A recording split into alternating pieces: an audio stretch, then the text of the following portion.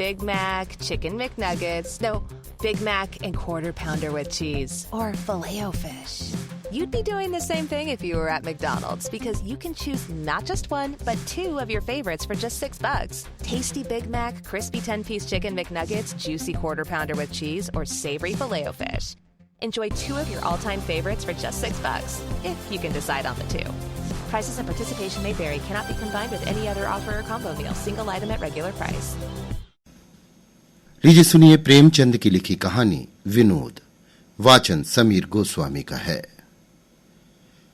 विद्यालयों में विनोद की जितनी लीलाएं होती रहती हैं, वे यदि एकत्र की जा सकें तो मनोरंजन की बड़ी उत्तम सामग्री हाथ आए।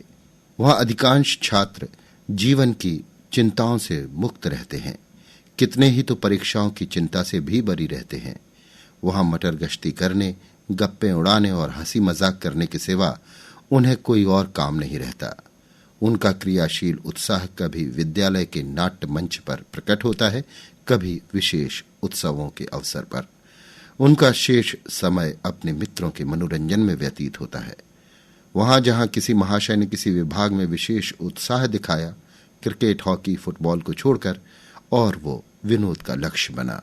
अगर कोई महाशय बड़े धर्मनिष्ठ हैं, संध्या और हवन में तत्पर रहते हैं, बिना नागा नमाजें अदा करते हैं, तो उन्हें किसी हास्य का लक्ष्य बनने में देर नहीं लगती। अगर किसी को पुस्तकों से प्रेम है, कोई परीक्षा के लिए बड़े उत्साह से तैयारियां करता है, तो समझ लीजिए कि उसकी मिट्टी खराब करने के लिए कहीं न कहीं अवश्य षड्यंत्र रचा जा रहा है। सारांश ये है कि वहां निर्द्वंद, निरीह, खुले दिल आदमियों के लिए कोई बाधा नहीं, उनसे किसी को शिकायत नहीं होती, लेकिन मुल्लाओं और पंडितों की बड़ी दुर्गति होती है। महाशय चक्रधर इलाहाबाद के एक सुविख्यात विद्यालय के छात्र थे। एमए क्लास में दर्शन का अध्ययन करते थे, किंतु जैसा विद्वजनों का स्वभाव होता है, हंसी दिल लगी से कोसों दूर भागते थे। जातीयता के गर्व में चूर रहते थे। हिंदू आचार विचार की सरल और पवित्रता पर मुग्ध थे। उन्हें नेकटाई, कॉलर, वास्कट आदि वस्त्रों से घृणा थी। सीधा सादा मोटा कुर्ता और चमरौधे जूते पहनते। प्रातःकाल नियमित रूप से संध्या हवन करके मस्तक पर चंदन का तिलक भी लगाया करते थे। ब्रह्मचर्य के सिद्धांतों के अनुसार सिर घुटाते थे, किंतु लंबी चोटी रख छोड़ी थी। उनका कथन था कि चोटी रखने में प्राचीन आर्य ऋषियों ने अपनी सर्वज्ञता का प्रचंड परिचय दिया है। चोटी के द्वारा शरीर की अनावश्यक उष्णता बाहर निकल जाती है और विद्युत प्रवाह शरीर में प्रविष्ट होता है। इतना ही नहीं, शिखा को ऋषियों ने हिंदू जातीयता का मुख्य लक्षण घोषित किया है। भोजन सदैव अपने हाथ से बनाते थे, और वो भी बहुत सुपाच्य और सूक्ष्म।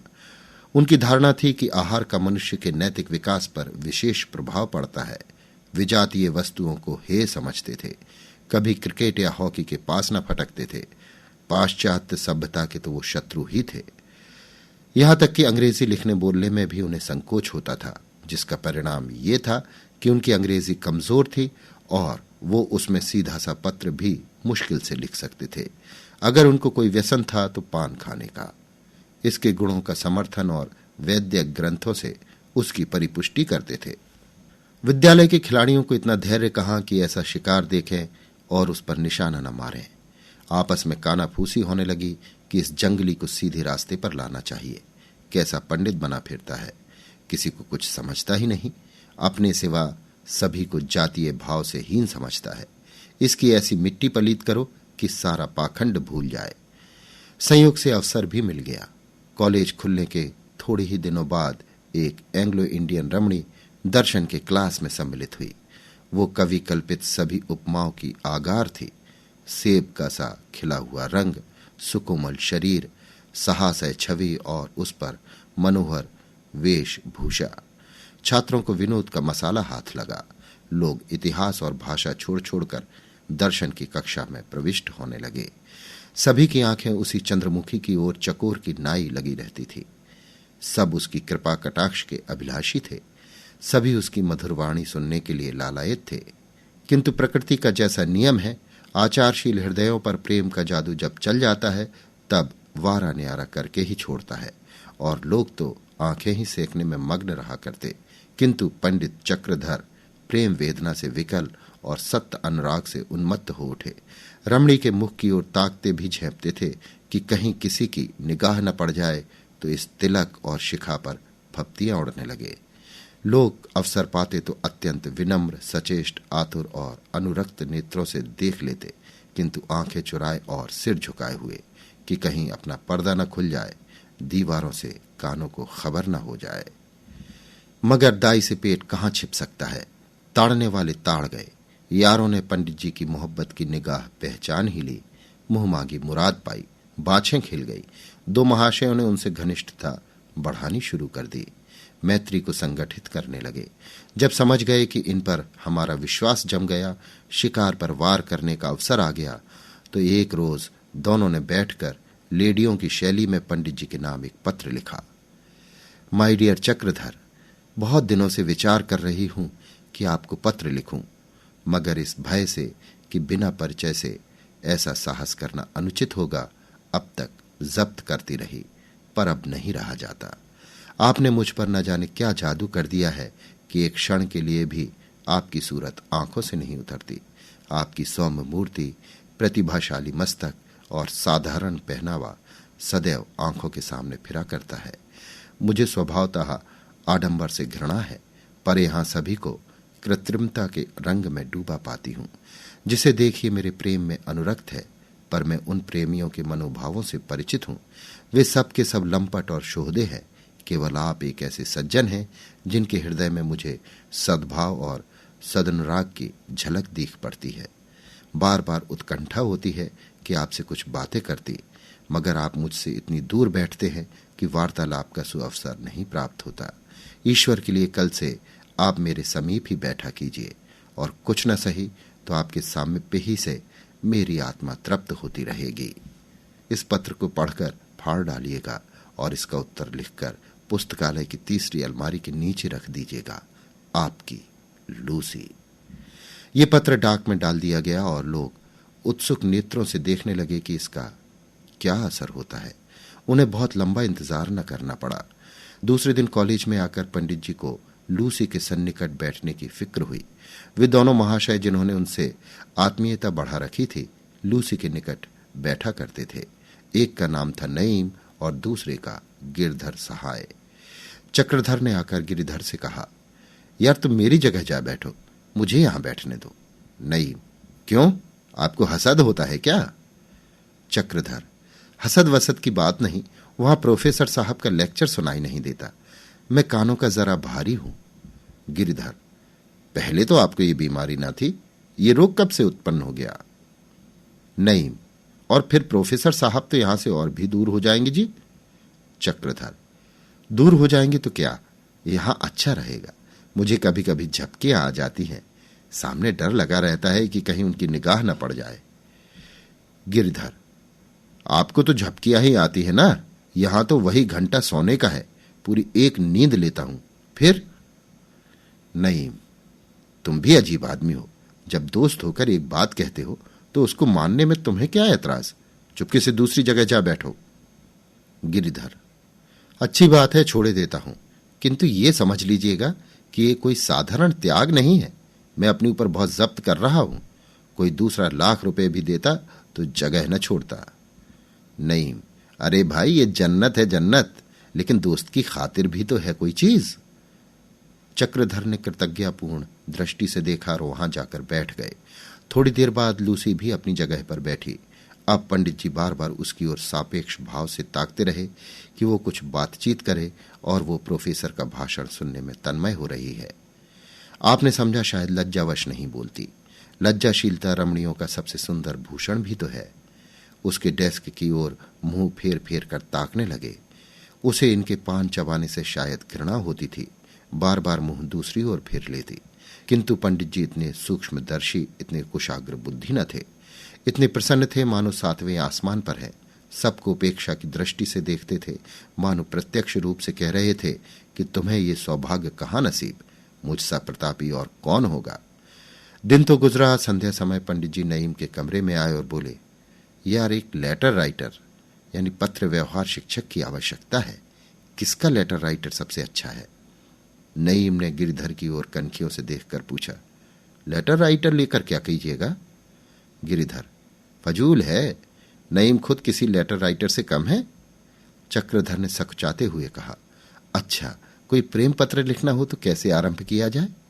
नईम, डार्लिंग लिखते हैं, और जो बहुत ही घनिष्ठ संबंध हो तो डियर डार्लिंग लिख सकते हैं। चक्रधर, और समाप्त कैसे करना चाहिए? नईम, पूरा हाल बताइए तो खत ही ना लिख दे। चक्रधर, नहीं, आप इतना बता दीजिए, मैं लिख लूंगा। नईम, अगर बहुत प्यारा माशूक हो तो लिखिए योर डाइंग लवर, और अगर साधारण प्रेम हो तो लिख सकते हैं योर्स फॉर एवर। चक्रधर, कुछ शुभ कामना के भाव भी तो रहने चाहिए ना? नईम, बेशक, बिला आदाब के कोई खत होता है, और वो भी मोहब्बत का। माशूक के लिए आदाब लिखने में फकीरों की तरह दुआएं देनी चाहिए। आप लिख सकते हैं, God give you everlasting grace and beauty, या may you remain happy in love and lovely. Chakradhar, कागज पर लिख दो। गिरिधर ने एक पत्र के टुकड़े पर कई वाक्य लिख दिए। जब भोजन करके लौटे तो चक्रधर ने अपने किवाड़ बंद कर लिए और खूब बना बनाकर पत्र लिखा। अक्षर बिगड़ बिगड़ जाते थे, इसलिए कई बार लिखना पड़ा। कहीं पिछले पहर जाकर पत्र समाप्त हुआ, तब आपने उसे इत्र में बसाया, दूसरे दिन पुस्तकालय में निर्दिष्ट स्थान पर रख दिया। यार लोग तो ताक में थे ही, पत्र उड़ा लाए और खूब मजे ले लेकर पढ़ा।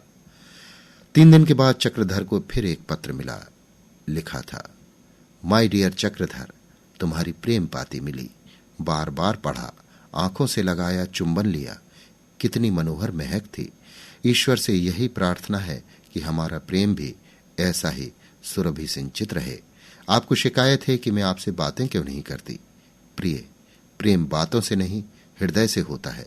जब मैं तुम्हारी ओर से मुंह फेर लेती हूं तो मेरे दिल पर क्या गुजरती है ये मैं ही जानती हूं। एक दबी हुई ज्वाला है जो अंदर ही अंदर मुझे भस्म कर रही है। आपको मालूम नहीं कितनी आंखें हमारी ओर एकटक ताकती रहती हैं। जरा भी संदेह हुआ और चिरवियोग की विपत्ति हमारे सिर पड़ी, इसलिए हमें बहुत ही सावधान रहना चाहिए। तुमसे एक याचना करती हूं, क्षमा करना। मैं तुम्हें अंग्रेजी पोशाक में देखने को बहुत उत्कंठित हो रही हूं। यह तो तुम चाहे जो वस्त्र धारण करो मेरी आंखों के तारे हो। विशेषकर तुम्हारा सादा कुर्ता मुझे बहुत ही सुंदर मालूम होता है। फिर भी बाल्यावस्था से जिन वस्त्रों को देखते चली आई हूं उन पर विशेष अनुराग होना स्वाभाविक है। मुझे आशा है तुम निराश न करोगे। मैंने तुम्हारे लिए एक वास्कट बनाई है, उसे मेरे प्रेम का तुच्छ उपहार समझकर स्वीकार करो। तुम्हारी लूसी। पत्र के साथ एक छोटा सा पैकेट था। वास्कट उसी में बंद था। यारों ने आपस में चंदा करके बड़ी उदारता से उसका मूलधन एकत्र किया था।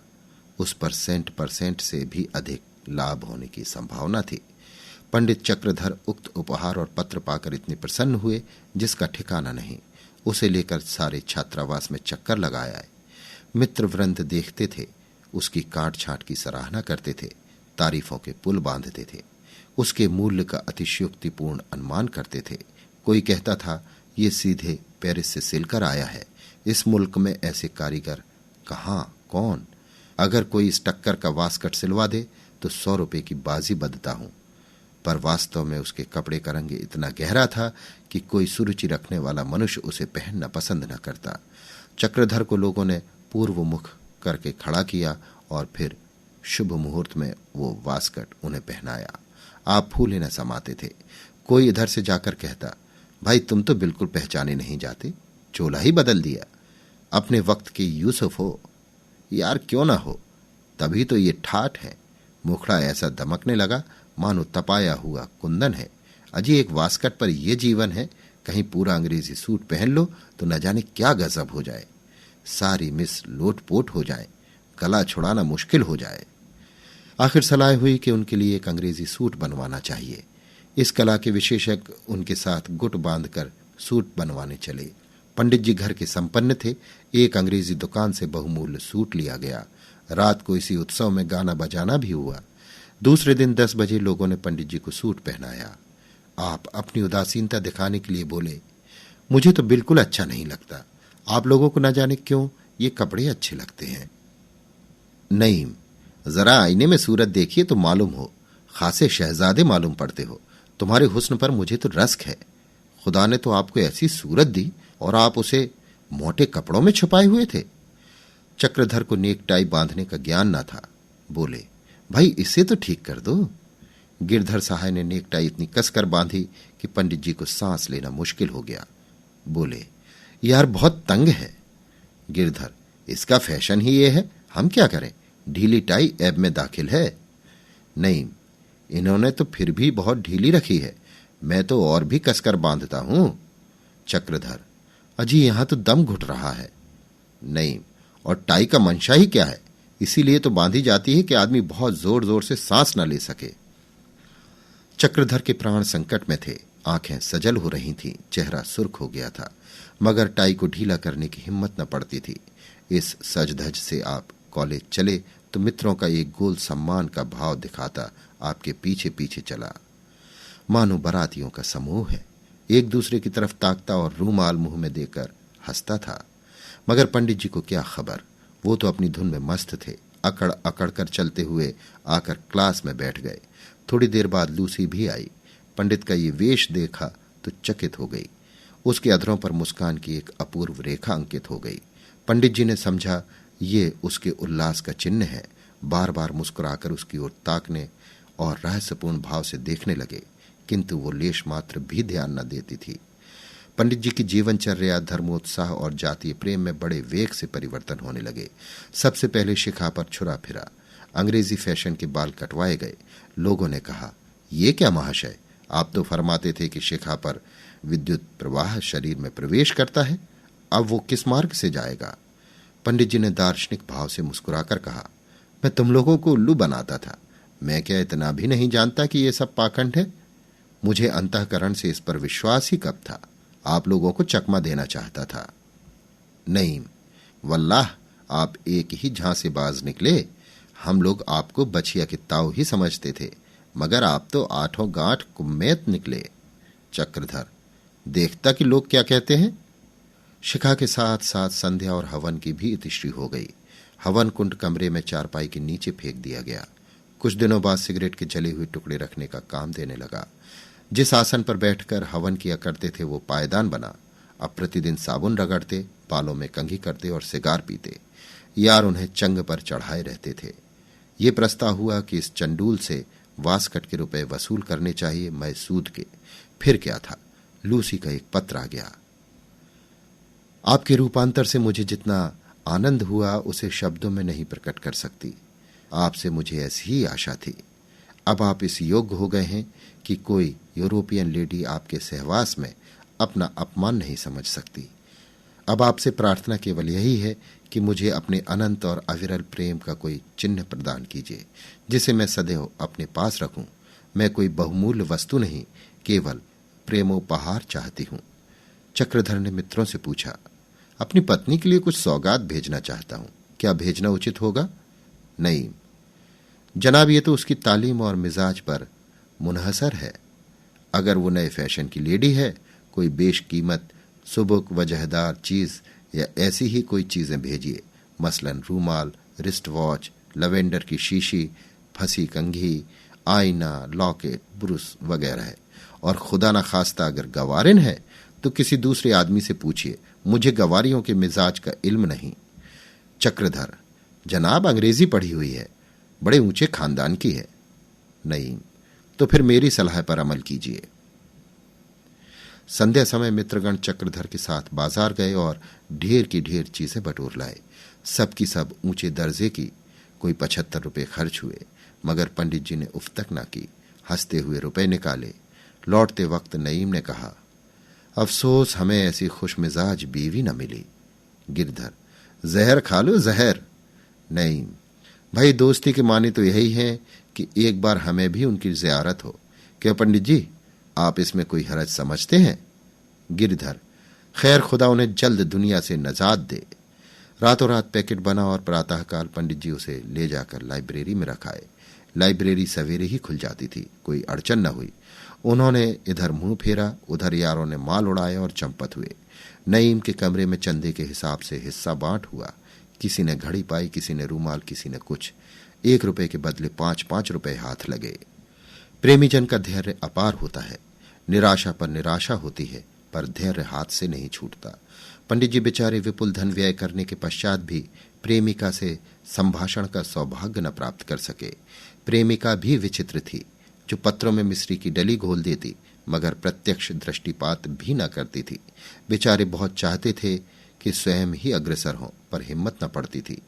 विकट समस्या थी, किंतु इससे भी वो निराश न थे। हवन संध्या तो छोड़ ही बैठे थे, नए फैशन के बाल कट ही चुके थे, अब बहुधा अंग्रेजी ही बोलते, यद्यपि वो अशुद्ध और भ्रष्ट होती थी। रात को अंग्रेजी मुहावरों की किताब लेकर पाठ की भांति रटते। नीचे के दर्जों में बेचारे ने इतने श्रम से कभी पाठ न याद किया था। उन्हीं रटे हुए मुहावरों को मौके बेमौके काम में लाते। 2-4 लूसी के सामने भी अंग्रेजी बघारने लगे।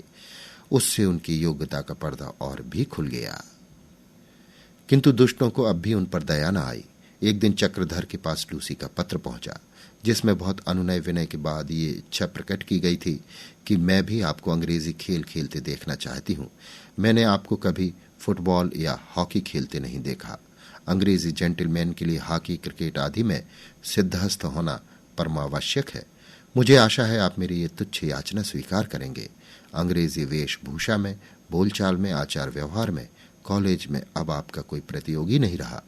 मैं चाहती हूं कि खेल के मैदान में भी आपकी सर्वश्रेष्ठता सिद्ध हो जाए। कदाचित कभी आपको मेरे साथ लेडियों के सम्मुख खेलना पड़े तो उस समय आपकी और आपसे ज्यादा मेरी हेठ ही होगी। इसलिए टेनिस अवश्य खेलिए। 10 बजे पंडित जी को वो पत्र मिला। दोपहर को ज्यों ही विश्राम की घंटी बजी, आपने नईम से जाकर कहा, यार जरा फुटबॉल निकाल दो। नईम फुटबॉल के कप्तान भी थे। मुस्कुराकर बोले, खैर तो है, इस दोपहर में फुटबॉल लेकर क्या कीजिएगा? आप तो कभी मैदान की तरफ झांकते भी नहीं। आज इस जलती बलती धूप में फुटबॉल खेलने की धुन क्यों सवार है? चक्रधर, आपको इससे क्या मतलब? आप गेंद निकाल दीजिए, मैं गेंद में भी आप लोगों को नीचा दिखाऊंगा। नईम, जनाब कहीं चोट चपेट आ जाएगी, मुफ्त में परेशान होइएगा। हमारी ही सिर मरहम पट्टी का बोझ पड़ेगा। खुदा के लिए इस वक्त रहने दीजिए। चक्रधर, आखिर चोट तो मुझे लगेगी, आपका इससे क्या नुकसान होता है? आपको जरा सा गेंद निकाल देने में इतनी आपत्ति क्यों है? नईम ने गेंद निकाल दिया और पंडित जी उसी जलती हुई दोपहरी में अभ्यास करने लगे। बार बार गिरते थे, बार बार तालियां पड़ती थी, मगर वो अपनी धुन में ऐसे मस्त थे कि उसकी कुछ परवाह ही न करते थे। इसी बीच में आपने लूसी को आते देख लिया और भी फूल गए। बार बार पैर चलाते थे, मगर निशाना खाली जाता था। पैर पड़ते भी थे तो गेंद पर कुछ असर न होता था और लोग आकर गेंद को एक ठोकर में आसमान तक पहुंचा देते। तो आप कहते हैं मैं जोर से मारूं तो इससे भी ऊपर जाए, लेकिन फायदा क्या? लूसी 2-3 मिनट तक खड़ी उनकी बौखलाहट पर हंसती रही। आखिर नईम से बोली, वेल नईम, इस पंडित को क्या हो गया है? रोज एक ना एक स्वांग भरा करता है। इसके दिमाग में खलल तो नहीं पड़ गया? नईम, मालूम तो कुछ ऐसा ही होता है। शाम को सब लोग छात्रावास में आए तो मित्रों ने जाकर पंडित जी को बधाई दी। यार हो बड़े खुशनसीब, हम लोग फुटबॉल को कॉलेज की चोटी तक पहुंचाते रहे, मगर किसी ने तारीफ ना की। तुम्हारे खेल की सबने तारीफ की, खासकर लूसी ने। वो तो कहती थी जिस ढंग से ये खेलते हैं उस ढंग से मैंने बहुत कम हिंदुस्तानियों को खेलते देखा है। मालूम होता है ऑक्सफोर्ड का अभ्यस्त खिलाड़ी है। चक्रधर, और भी कुछ बोली? क्या कहा, सच बताओ। नईम, अजी अब साफ साफ ना कहलवाइए। मालूम होता है आपने आड़ से शिकार खेला है। बड़े उस्ताद है यार। हम लोग मुंह ताकते रहे और तुम मैदान मार ले गए। जब ही आप रोज ये कलेवर बदला करते थे, अब भेद खुला। वाकई खुशनसीब हो। चक्रधर, मैं उसी कायदे से गेंद में ठोकर मारता था जैसे किताब में लिखा है। नईम, तभी तो बाजी मार ले गए भाई, और नहीं क्या? हम आपसे किसी बात में कम है? हाँ, तुम्हारी जैसी सूरत कहां से लावे? चक्रधर, बहुत बनाव नहीं, मैं ऐसा कहां का बड़ा रूपवान हूं। नईम, अजी ये तो नतीजे ही से जाहिर होता है। यहां साबुन और तेल लगाते लगाते भौरा हुआ जाता है और कुछ असर नहीं होता, मगर आपका रंग बिना हर्र फिटकरी के ही चोखा है। चक्रधर, कुछ मेरे कपड़े वगैरह की निस्बत तो नहीं कहती थी? नईम, नहीं, और तो कुछ नहीं कहा। हाँ, इतना देखा कि जब तक खड़ी रही आपकी ही तरफ उसकी टकटकी लगी हुई थी। पंडित जी अकड़े जाते थे, हृदय फूला जाता था। जिन्होंने उनकी वो अनुपम छवि देखी वे बहुत दिनों तक याद रखेंगे, मगर इस अतुल आनंद का मूल उन्हें बहुत देना पड़ा, क्योंकि अब कॉलेज का सेशन समाप्त होने वाला था और मित्रों की पंडित जी के माथे एक बार दावत खाने की बड़ी अभिलाषा थी। प्रस्ताव होने की देर थी। तीसरे दिन उनके नाम लूसी का पत्र पहुंचा। वियोग के दुर्दिन आ रहे हैं, न जाने आप कहाँ होंगे और मैं कहाँ होंगी। मैं चाहती हूं इस अटल प्रेम की यादगार में एक दावत हो। अगर उसका व्यय आपके लिए असह्य हो तो मैं संपूर्ण भार लेने को तैयार हूं। इस दावत में मैं और मेरी सखियां सहेलियां निमंत्रित होंगी। कॉलेज के छात्र और अध्यापक गण सम्मिलित होंगे। भोजन के उपरांत हम अपने व्युक्त हृदय के भावों को प्रकट करेंगे।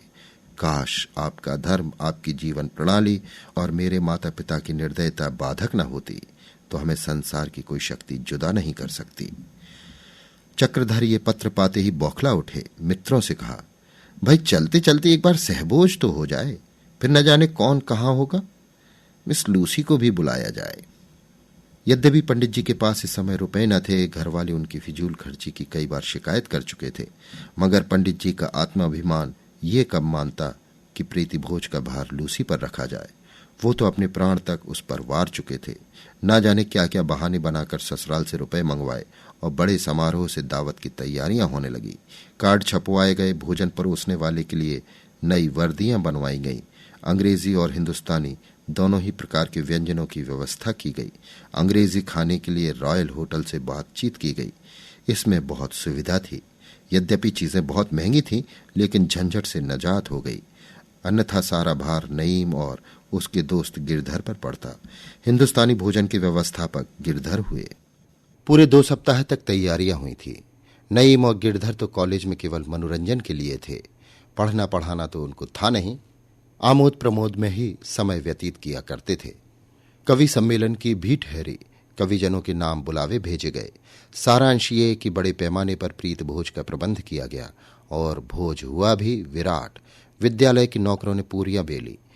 विद्यालय के इतिहास में ये भोज चिरस्मरणीय रहेगा। मित्रों ने खूब बढ़-बढ़कर हाथ मारे। 2-3 मिसें भी खींच बुलाईं। मिर्जा नईम लूसी को घेर घार कर ले ही आए। इसने भोजन को और भी रसमय बना दिया। किंतु शोक, महाशोक। इस भोज का परिणाम अभागे चक्रधर के लिए कल्याणकारी न हुआ। चलते चलते लज्जित और अपमानित होना पड़ा था। मित्रों की तो दिल लगी थी और उस बेचारे की जान पर बन रही थी। सोचे अब तो विदा होती ही है, फिर मुलाकात हो या ना हो, अब किस दिन के लिए सब्र करें। मन के प्रोमोद्वार को निकाल क्यों न लें, कलेजा चीर कर दिखा क्यों न दें। और लोग तो दावत खाने में जुटे हुए थे और वो मदन बाण पीड़ित युवक बैठा सोच रहा था कि ये अभिलाषा क्यों कर पूरी हो। अब ये आत्मदमन क्यों, लज्जा क्यों, विरक्ति क्यों, गुप्त रोदन क्यों, मौन मुखापेक्षा क्यों, अंतर्वेदना क्यों। बैठे बैठे प्रेम को क्रियाशील बनाने के लिए मन में बल का संचार करते रहे। कभी देवताओं का स्मरण करते, कभी ईश्वर को अपनी भक्ति की याद दिलाते। अवसर की ताक में इस भांति बैठे थे जैसे बगला मेढक की ताक में बैठता है। भोज समाप्त हो गया। पान इलायची बट चुकी, वियोग वार्ता हो चुकी। मिस लूसी अपनी श्रवण मधुर वाणी से हृदयों में हाहाकार मचा चुकी और भोजशाला से निकलकर बाइसिकल पर बैठी। उधर कवि सम्मेलन में इस तरह मिसरा पढ़ा गया, कोई दीवाना बनाए कोई दीवाना बने। इधर चक्रधर चुपके से लूसी के पीछे हो लिए और साइकिल को भयंकर वेग से दौड़ाते हुए उसे आधे रास्ते में जा पकड़ा। वो इन्हें इस व्यग्रता से दौड़े आते देखकर सहम उठी कि कोई दुर्घटना तो नहीं हो गई। बोली, वेल पंडित जी, क्या बात है? आप इतने बदहवास क्यों हैं? कुशल तो है? चक्रधर का गला भर आया। कंपित स्वर से बोले, अब आपसे सदैव के लिए बिछड़ ही जाऊंगा। ये कठिन विरह पीड़ा कैसे सही जाएगी? मुझे तो शंका है कहीं पागल न हो जाऊं। लूसी ने विस्मित होकर कहा, आपकी मंशा क्या है? आप बीमार हैं क्या? चक्रधर, आह डियर डार्लिंग, तुम पूछती हो बीमार हूं? मैं मर रहा हूं, प्राण निकल चुके हैं, केवल प्रेमाभिलाषा का अवलंबन है। ये कहकर आपने उसका हाथ पकड़ना चाहा। वो उनका उन्माद देखकर भयभीत हो गई। क्रोध में आकर बोली, आप मुझे यहां रोककर मेरा अपमान कर रहे हैं, इसके लिए आपको पछताना पड़ेगा। चक्रधर, लूसी देखो, चलते चलते इतनी निष्ठुरता न करो। मैंने ये विरह के दिन किस तरह काटे हैं सो मेरा दिल ही जानता है। मैं ही ऐसा बेहया हूं कि अब तक जीता हूं। दूसरा होता तो अब तक चल बसा होता। बस केवल तुम्हारी सुधामयी पत्रिकाएं ही मेरे जीवन का एकमात्र आधार थी। लूसी, मेरी पत्रिकाएं? कैसी? मैंने आपको कब पत्र लिखे? आप कोई नशा तो नहीं खाए हैं? चक्रधर, डियर डार्लिंग, इतनी जल्द ना भूल जाओ, इतनी निर्दयता ना दिखाओ। तुम्हारे वे प्रेम पत्र जो तुमने मुझे लिखे हैं मेरे जीवन की सबसे बड़ी संपत्ति रहेंगे। तुम्हारे अनुरोध से मैंने ये वेश धारण किया, अपना संध्या हवन छोड़ा, ये आचार व्यवहार ग्रहण किया। देखो तो जरा मेरे हृदय पर हाथ रखकर कैसी धड़कन हो रही है। मालूम होता है बाहर निकल पड़ेगा। तुम्हारा ये कुटिल हास्य मेरे प्राण लेकर ही छोड़ेगा। मेरी अभिलाषाओं। लूसी, तुम भंग तो नहीं खा गए हो या किसी ने तुम्हें चकमा तो नहीं दिया है? मैं तुमको प्रेम पत्र लिखती? जरा अपनी सूरत तो देखो, खासे बनेले सुअर मालूम होते हो। किंतु पंडित जी अभी तक यही समझ रहे थे कि ये मुझसे विनोद कर रही है। उसका हाथ पकड़ने की चेष्टा करके बोले, प्रिय, बहुत दिनों बाद ये सुअवसर मिला है, अब न भागने पाओगी। लूसी को अब क्रोध आ गया। उसने जोर से एक चांटा उनकी लगाया और सिंघनी की भांति गरज कर बोली, यू ब्लडी, हट जा रास्ते से, नहीं तो अभी पुलिस को बुलाती हूं, रास्कल। पंडित जी चांटा खाकर चौंधिया गए। आंखों के सामने अंधेरा छा गया। मानसिक आघात पर ये शारीरिक वज्रपात, ये दोहरी विपत्ति। वो तो चांटा मारकर हवा हो गई और वो वहीं जमीन पर बैठकर इस संपूर्ण वृतांत की मन ही मन आलोचना करने लगे। चांटे ने बाहर की आंखें आंसुओं से भर दी थी, पर अंदर की आंखें खोल दी थी। कहीं कॉलेज के लौंडों ने तो ये शरारत नहीं की? अवश्य यही बात है। आह, पाजियों ने बड़ा चकमा दिया। तभी सबके सब मुझे देख देख कर हंसा करते थे। मैं भी कुछ कम अक्ल हूं, नहीं तो इनके हाथों टेसू के बनता। बड़ा झांसा दिया, उम्र भर याद रहेगा।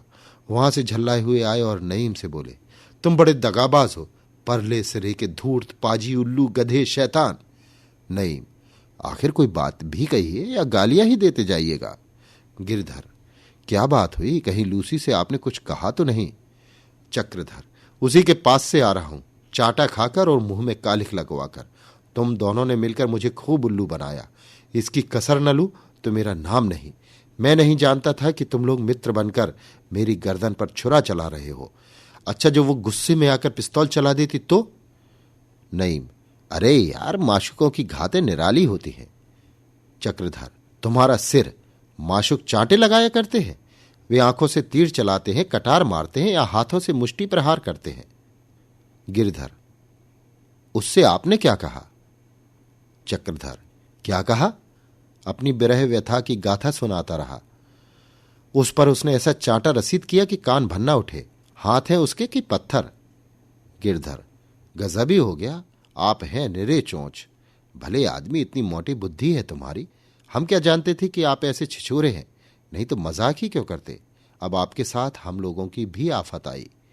कहीं उसने प्रिंसिपल से शिकायत कर दी तो न इधर के हुए न उधर के, और जो कहीं अपने किसी अंग्रेज आशना से कहा तो जान के लाले पड़ जाएंगे। बड़े बेवकूफ हो यार, निरे चौंच हो। इतना भी नहीं समझे कि ये सब दिल लगी थी। ऐसे बड़े खूबसूरत भी तो नहीं हो। चक्रधर, दिल लगी तुम्हारे लिए थी, मेरी तो मौत हो गई। चिड़िया जान ले गई, लड़कों का खेल हुआ। अब चुपके से मेरे 500 रुपए लौटा दीजिए, नहीं तो गर्दन ही तोड़ दूंगा।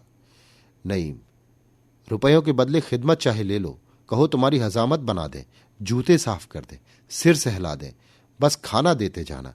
कसम ले लो जो जिंदगी भर कहीं जाऊं या तरक्की के लिए कहूं, माँ बाप के सिर से तो बोझ टल जाएगा। चक्रधर, मत जले पर नमक छिड़को जी। आपके आप गए, मुझे ले डूबे। तुम्हारी तो अंग्रेजी अच्छी है, लोट पोट कर निकल जाओगे। मैं तो पास भी ना हूंगा। बदनाम हुआ वो अलग, 500 की चपत भी पड़ी। ये दिल लगी है कि गला काटना। खैर, समझूंगा, और चाहे मैं ना समझूं पर ईश्वर जरूर समझेंगे। नहीं, गलती हुई भाई, मुझे अब खुद इसका अफसोस है। गिरधर, खैर, रोने धोने का अभी बहुत मौका है। अब ये बतलाइए कि लूसी ने प्रिंसिपल से कह दिया तो क्या नतीजा होगा? तीनों आदमी निकाल दिए जाएंगे, नौकरी से भी हाथ धोना पड़ेगा। फिर? चक्रधर, मैं तो प्रिंसिपल से तुम लोगों की कलई खोल दूंगा। नहीं, क्या यार, दोस्त के यही माने हैं? चक्रधर, जी हां, आप जैसे दोस्तों की यही सजा है। उधर तो रात भर मुशायरे का बाजार गर्म रहा और इधर ये त्रिमूर्ति बैठी प्राण रक्षा के उपाय सोच रही थी। प्रिंसिपल के कानों तक बात पहुंची और आफत आई। अंग्रेज वाली बात है, ना जाने क्या कर बैठे।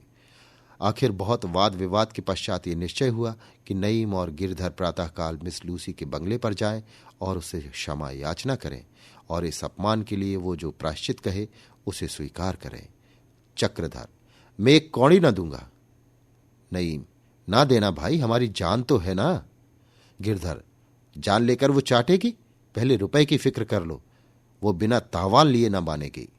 नईम, भाई चक्रधर, खुदा के लिए इस वक्त दिल ना छूटा करो, नहीं तो हम तीनों की मिट्टी खराब होगी। जो कुछ हुआ उसे मुआफ करो, अब फिर ऐसी खता ना होगी।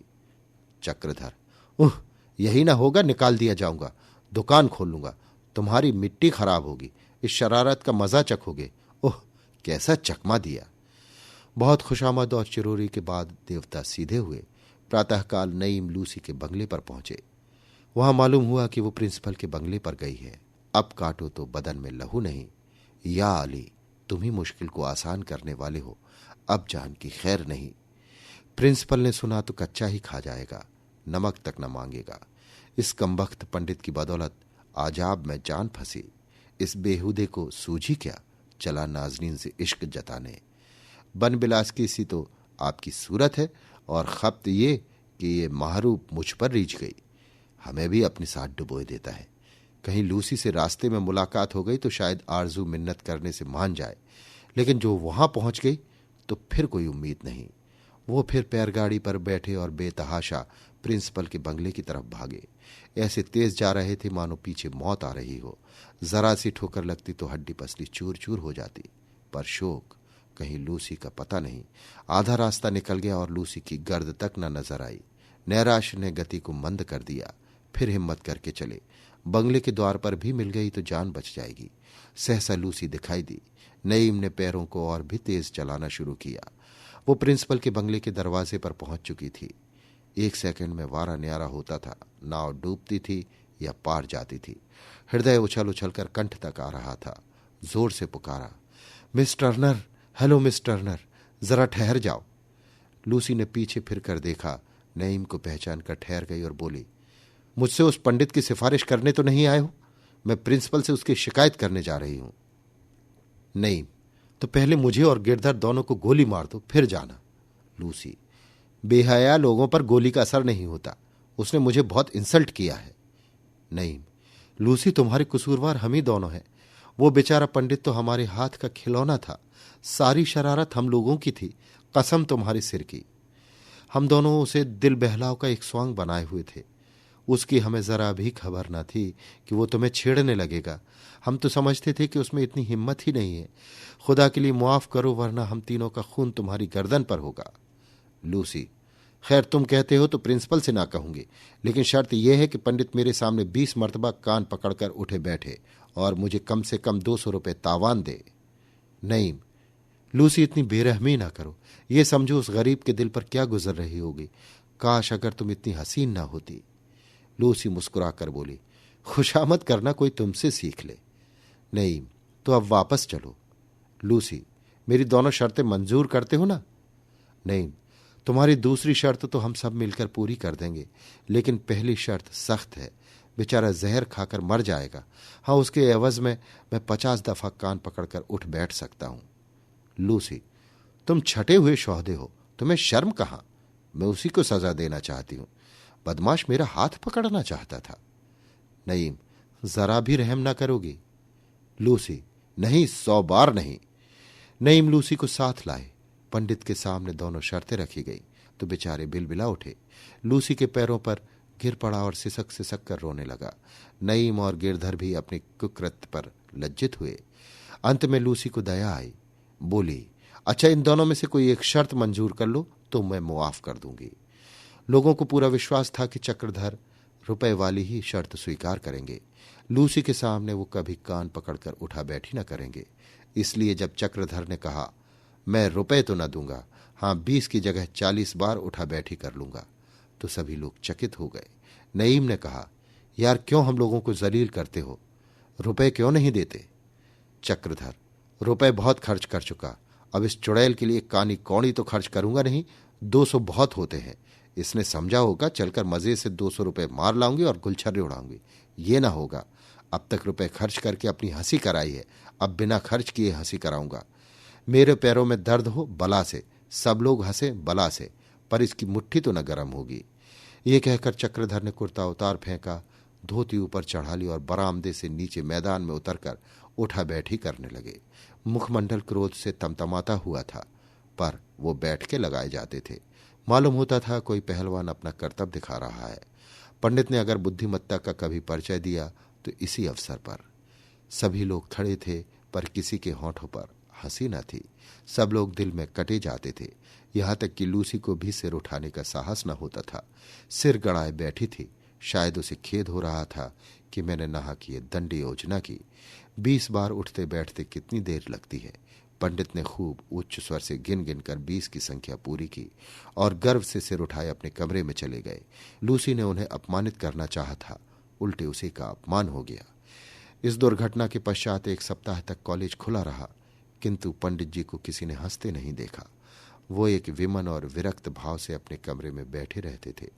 लूसी का नाम जबान पर आते झल्ला पड़ते थे। इस साल की परीक्षा में पंडित जी फेल हो गए, पर इस कॉलेज में फिर न आए। शायद अलीगढ़ चले गए। अभी आप सुन रहे थे प्रेमचंद की लिखी कहानी विनोद। वाचन समीर गोस्वामी का था। Ace is the place with the helpful hardware, folks. Ace is the only national retailer that carries Benjamin Moore paint, which means the paint you trust and a huge selection of colors are right in your neighborhood. And this Saturday only, you can pick up a free sample of Benjamin Moore at your local Ace. It's a great way to explore quality colors and find the perfect one for your place. So if you're looking for award-winning service and a new look for your home, look no further than Benjamin Moore paint at Ace. Offer valid August 1st for Ace Rewards members. Limit 1 at participating stores while supplies last.